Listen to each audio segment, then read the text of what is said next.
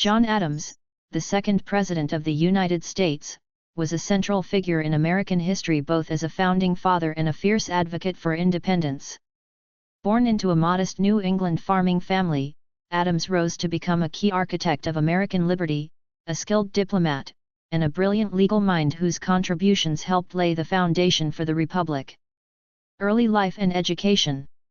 John Adams was born on October 30, 1735, in Braintree, Massachusetts, now Quincy, to John Adams Sr., a farmer and deacon, and Susanna Boylston Adams.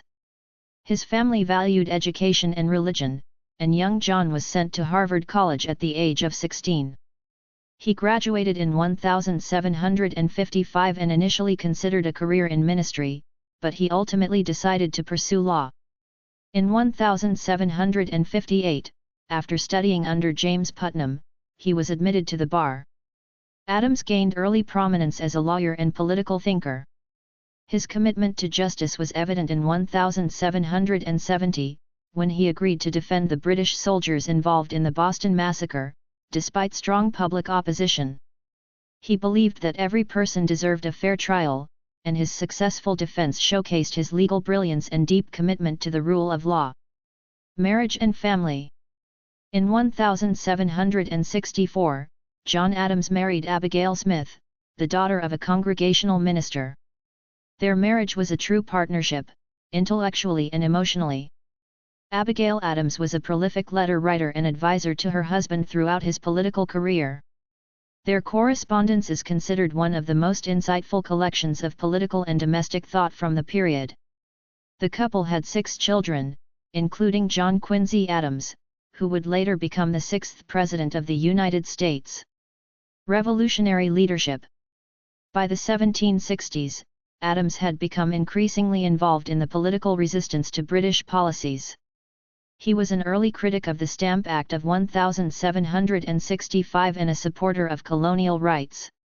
In 1774, Adams was elected as a delegate to the First Continental Congress in Philadelphia.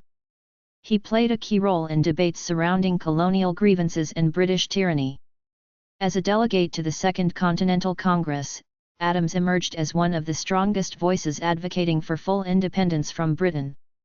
In 1776, he was a principal figure on the committee charged with drafting the Declaration of Independence, along with Thomas Jefferson, Benjamin Franklin, Roger Sherman, and Robert R. Livingston. Although Jefferson penned most of the document, Adams was instrumental in shaping its philosophy and defending it before Congress. Diplomatic missions.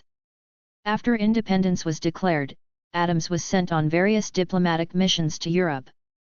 He served as a commissioner to France and later negotiated peace with Britain as part of the delegation that finalized the Treaty of Paris in 1783, which officially ended the Revolutionary War.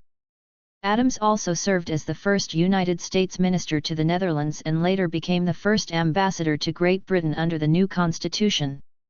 His time in Europe provided him with valuable experience and insight into international relations and diplomacy.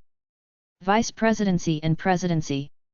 When George Washington was elected the first president in 1789, John Adams became the nation's first vice president.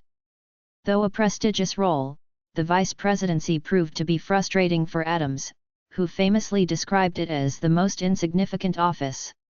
In 1796, following Washington's retirement, Adams ran for president as a Federalist and defeated Thomas Jefferson, who became vice president under the original electoral system.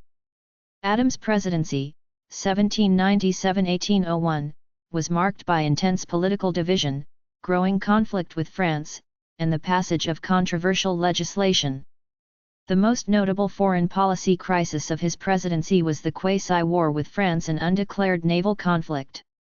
Adams resisted calls for full-scale war and instead pursued peace through diplomacy, sending a new mission to France that eventually led to the Convention of 1800, ending hostilities. Domestically, Adams supported the Alien and Sedition Acts, which were passed in 1798 and aimed at suppressing dissent and limiting immigration. These laws were highly controversial and contributed to his loss of popularity. Election of 1800 and later life. In the election of 1800, Adams lost to Thomas Jefferson in one of the most bitter political contests in U.S. history. He quietly left the Capitol early on the morning of Jefferson's inauguration, symbolizing a peaceful transfer of power, an essential feature of American democracy.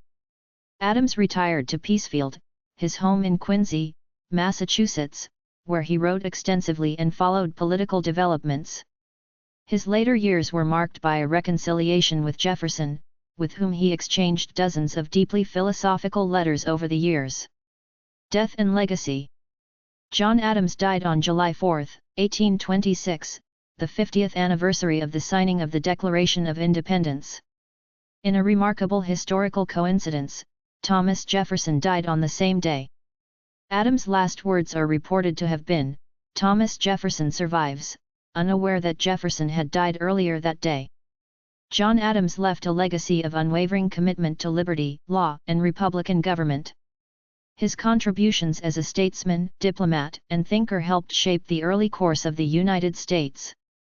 Despite the political controversies of his presidency, he is remembered as a principled leader who placed the nation's future above personal ambition. Thank you for watching. Please subscribe our channel.